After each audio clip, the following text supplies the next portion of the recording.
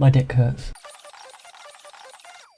Okay, that was a joke. Relax. My penis doesn't hurt. Stop calling the doctors. We know you're joking, you over-satirical prick. Just get into the Assassin's Creed Empire speculation, you bastard. Relax, dear viewer. I'm getting into that. But before we start, I must say that I have a playlist for the clickbaity forced comedy videos that I make because I believe they're more entertaining and engaging than my speculation videos. For example, the gameplay in the background of this video is from a video I made called Jacob Shat in the River. Who comes up with these titles? Okay, at this point you're probably thinking I'm trying too hard to be funny, so let's get into the speculation. And in this video we're going to be talking about, you've probably seen it from the title, the crowd AI, the enemies and allies AI. So NPC AI is probably a good title to use. So on that note, let's get started.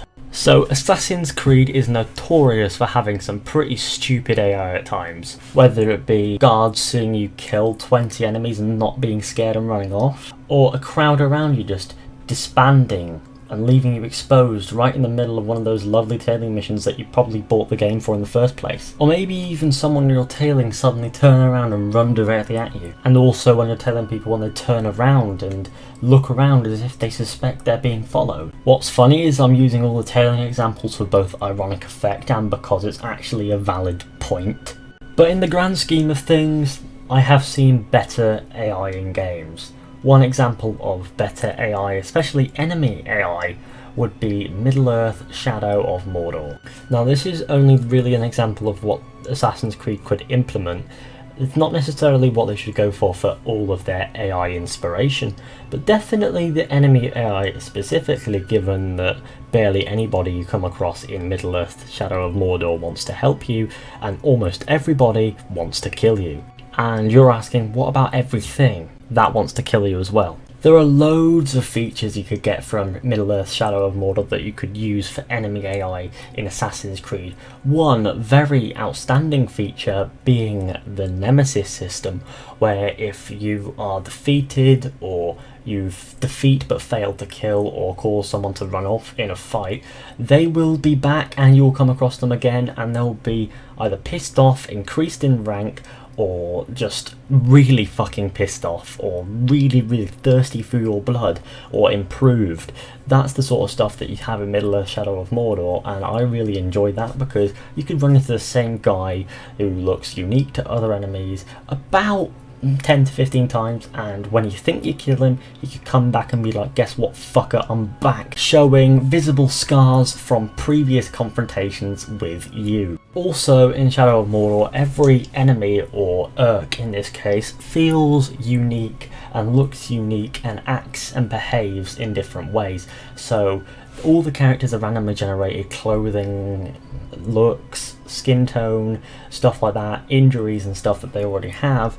And they're all unique in how they behave as well. So one might be afraid of his schlong, or one might be afraid of horses or whatever. I'm just using words that I could probably apply to Assassin's Creed. So they could put that in where someone's afraid of horses or camels or heights, or maybe even afraid of, I don't know, I actually don't know, but basically they do that as well. They have fears, they have weaknesses, so they're weak to counter-attacks, weak to head-on attacks, weak to parries, weak to stuns and stuff like that, and stuff that would really add some diversity to the combat and provide an ample challenge. Also, as mentioned before, all the enemies are unique and look unique, as well as behave in unique ways and have different pleasures and weaknesses and strengths. So they could definitely apply this to Assassin's Creed, where the guards both look unique, or shall we say soldiers or enemies or whatever, they all look unique,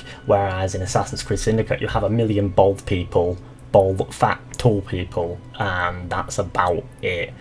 And they could add unique looking characters who also have different weaknesses as well, so some are weak to counter-attacks and stuff like that. And I don't mean ranked guards like how you have ranked systems, so you have regular guards who are weak to everything, and then you have some guards that are really strong.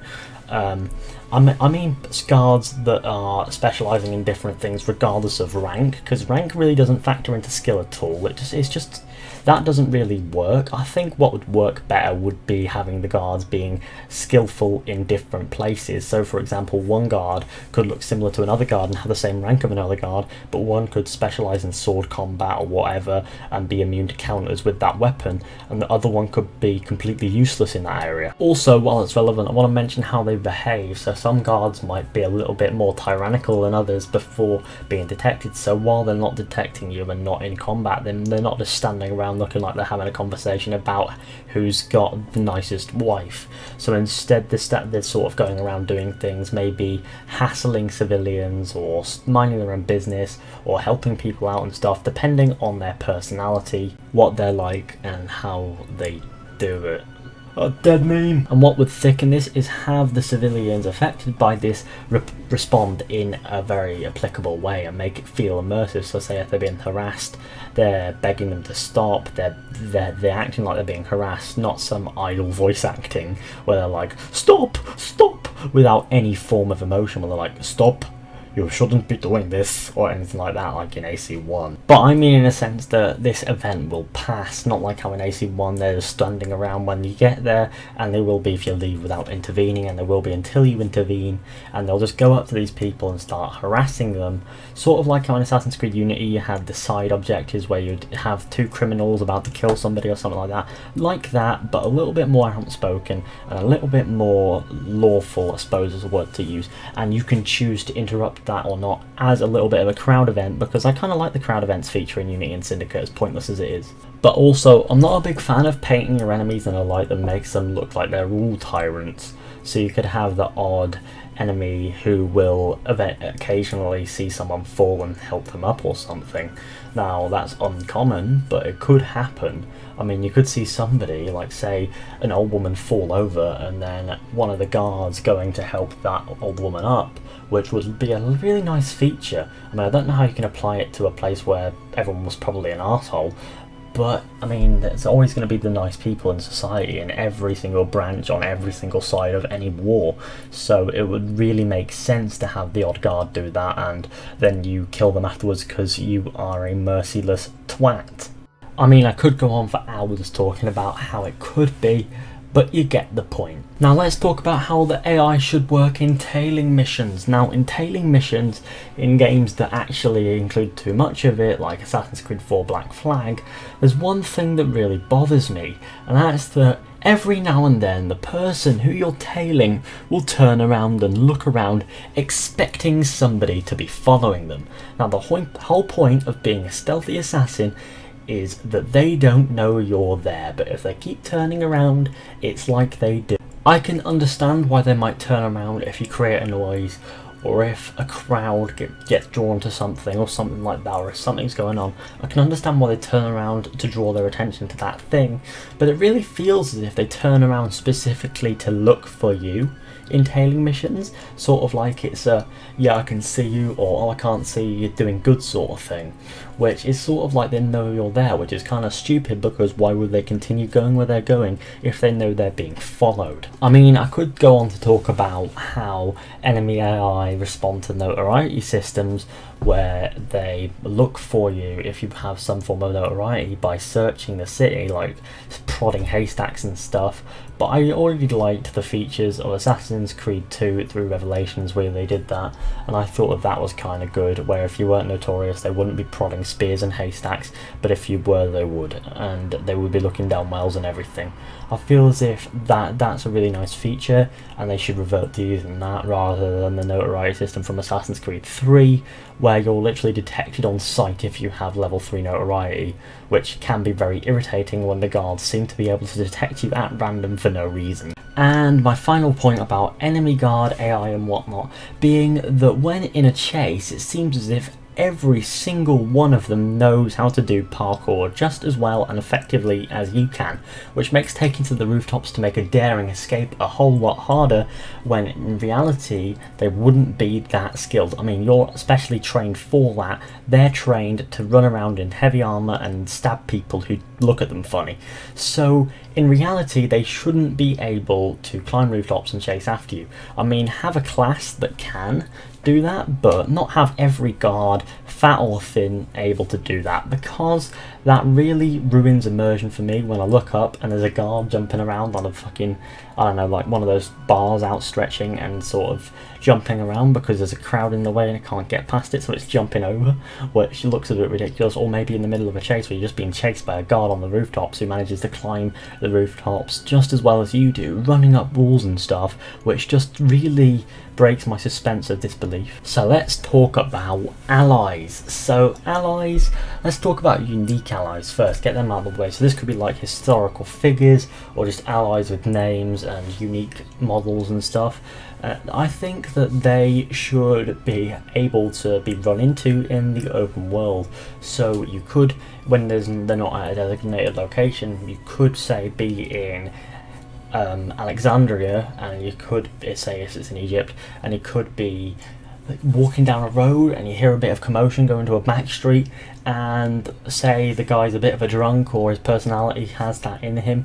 He could be back there beating the shit out of somebody, or he could be proving to be a dissident or something like that, just causing problems for the local guards. Basically anything that the character is described as in the game's story, being able to run into them actually performing these acts in the open world, rather than just running into them. How in Syndicate you'd run into them where they were said to be on the map because of missions, and they'd just be standing there waiting for you to talk to them so they could say, "We're gonna blow up a factory," and by we I mean you, because that feature might have worked back in 2007, but it definitely doesn't work with today's technology, because you can do so much better than that. You can have them, yes, you could join them on maybe in a crowd event where they're doing something and you can aid them, and then they have this repetitive cutscene where they thank you.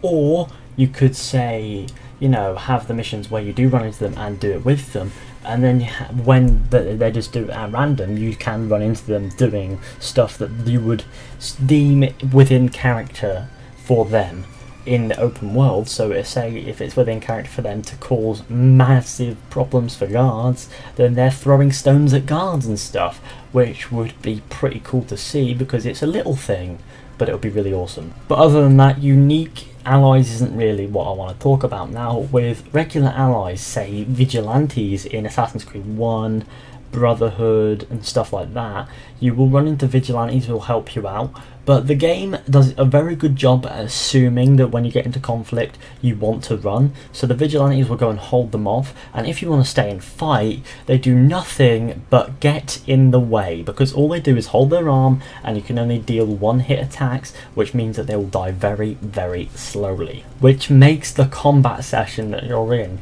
a good several times faster than it would be had they just watched from the sidelines like regular NPCs. But it would make sense for these allies to take up arms if they see you in like an issue.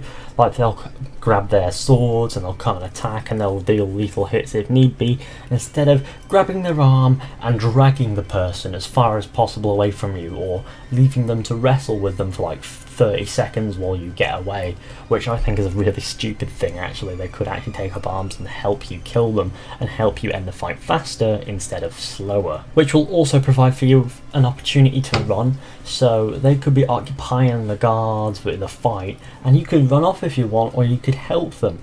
Either or, very helpful in both playstyles, whereas Assassin's Creed Brotherhood and Assassin's Creed 1's playstyle, well, sort of style of how the vigilantes are handled, basically only really helps people who want to run from conflict. This is another mini thing that will help complement the playstyle that the player takes on, whether it be stealthy or non-lethal or perhaps lethal or whatever. Things that would also work with allies would have them being able to be killed, being able to dish lethal blows, making them able to be different in senses that they have different weaknesses, different strengths to one another, and look unique as well. So they might have different clothing and different skin tone, different hair, different beard, different everything, different ears, different nose, different eye colour, and stuff like that, which would add uniqueness to even their allies as well as the enemies. So as much effort goes into the enemies as the allies to create a good mix that feels as if it isn't a one-sided improvement thing, but one side's been improved and the other is basically the same